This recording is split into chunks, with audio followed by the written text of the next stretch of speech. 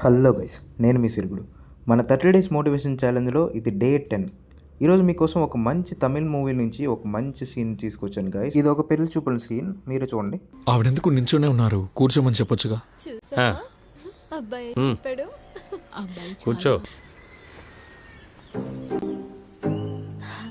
చూసారుగా, తను కూర్చోమంటే తను కింద కూర్చుంది జనరల్గా. అలాగే సో హీరో కూడా లేచి కింద కూర్చుంటాడు.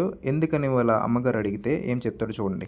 ఆవిడ కింద కూర్చున్నారంటే మనం కింద కూర్చోడమే కదా ఈక్వాలిటీ. చాలా బాగా చెప్పాడుగా.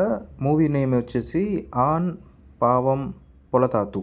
సో ఈ టైటిల్ నేమ్ ఏంటంటే, ఆన్ అంటే మగవారు, పావం అంటే పాపం, పొలతాతు అంటే డేంజరస్ అని. బిఫోర్ మ్యారేజ్ పెళ్లి చూపుల్లో ఈక్వాలిటీ గురించి మాట్లాడిన మన హీరో ఆఫ్టర్ మ్యారేజ్ తర్వాత ఎలా మాట్లాడతాడో మీరే చూడండి.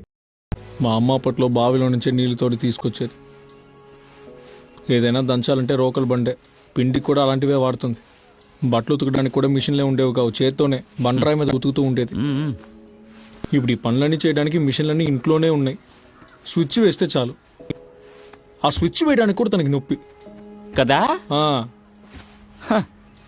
స్విచ్ వేస్తే అన్ని పనులు అయిపోతాయి, కానీ ఆ స్విచ్ కూడా ఆడదే వెయ్యాలి కదా బాబు. అబ్బా, హెడ్ షాట్ సీన్లో ఉంది. ఇక్కడ ఆడవాళ్ళే అన్ని పనులు చేయాలి, మగవాళ్ళు పని చేయకూడదని నేను చెప్పను. ఎందుకంటే మ్యారేజ్ చేసేది ఈక్వాలిటీ కోసం. సో ఇద్దరు ప్రేమతో వాళ్ళ పనులు వాళ్ళు చేసుకుంటూ ఇంకోళ్ళకి సపోర్ట్ చేస్తే ఈ మ్యారేజ్ అనేది సంసార సాగరం ఈదగలరు. సబ్స్క్రైబ్ చేసుకోండి. Thank you. జై హింద్.